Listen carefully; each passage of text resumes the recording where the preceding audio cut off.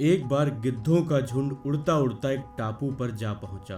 वह टापू समुद्र के बीचों बीच स्थित था। वहां ढेर सारी मछलियां, मेंढक और समुद्री जीव थे। इस प्रकार गिद्धों को वहां खाने पीने की कोई कमी नहीं थी। सबसे अच्छी बात यह थी कि वहां गिद्धों का शिकार करने वाला कोई जंगली जानवर नहीं था। गिद्ध वहां बहुत खुश थे। इतना आराम का जीवन उन्होंने पहले कभी नहीं देखा। उस झुंड में ज्यादातर गिद्ध युवा थे। वे सोचने लगे कि अब जीवन भर इसी टापू पर रहना है, यहाँ से कहीं नहीं जाना, क्योंकि इतना आरामदायक जीवन कहीं नहीं मिलेगा। लेकिन उन सब के बीच एक बूढ़ा गिद्ध भी था। वह जब युवा गिद्धों को देखता तो चिंता में पड़ जाता। वो सोचता कि यहाँ के आरामदायक जीवन का इन युवा गिद्धों पर क्या असर पड़ेगा। क्या ये वास्तविक जीवन का अर्थ समझ पाएंगे?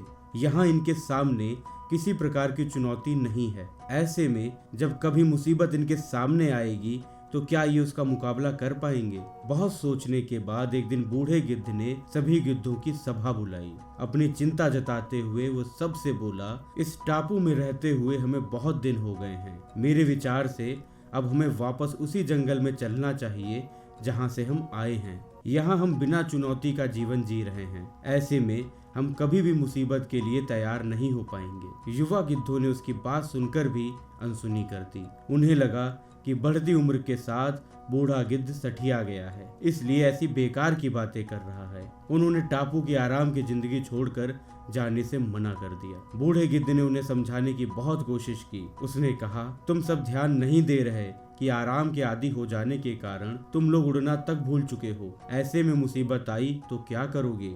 मेरी बात मानो, मेरे साथ चलो। लेकिन किसी ने बूढ़े गिद्ध की बात नहीं मानी। बूढ़ा गिद्ध अकेला ही वहां से चला गया। कुछ महीनों बाद एक दिन बूढ़े गिद्ध ने टापू पर गए गिद्धों की खोज खबर लेने की सोची और उड़ता उड़ता उस टापू पर जा पहुंचा। टापू पर जाकर उसने देखा कि वहां का दृश्य बदल चुका है। जहां देखो वहां गिद्धों की लाशें पड़ी थीं। कई गिद्ध लहूलुहान और घायल पड़े हुए थे। हैरान बूढ़े गिद्ध ने एक घायल गिद्ध से पूछा, ये क्या हो गया? तुम लोगों की ये हालत कैसे हुई? घायल गिद्ध ने बताया, आपके जाने के बाद हम इस टापू पर बड़े ही मजे से जिंदगी जी रहे थे। लेकिन एक दिन एक जहाज यहाँ आया। उस जहाज से यहाँ चीते छोड़ दिए गए। शुरू में तो उन चीतों ने हमें कुछ नहीं किया, लेकिन कुछ दिनों बाद जब उन्हें आभास हुआ कि हम उड़ना भूल चुके हैं, हमारे पंजे और नाखून इतने कमजोर पड़ गए हैं कि हम तो किसी पर हमला भी नहीं कर सकते और ना ही अपना बचाव कर सकते हैं, तो उन्होंने हमें एक एक कर मार कर खाना शुरू कर दिया। उनके ही कारण हमारा ये हाल है। शायद आपकी बात ना मानने का ये फल हमें मिला है। दोस्तों, अक्सर कंफर्ट जोन में जाने के बाद उससे बाहर आ पाना मुश्किल होता है। ऐसे में चुनौतियां आने पर उसका सामना कर पाना आसान नहीं होता।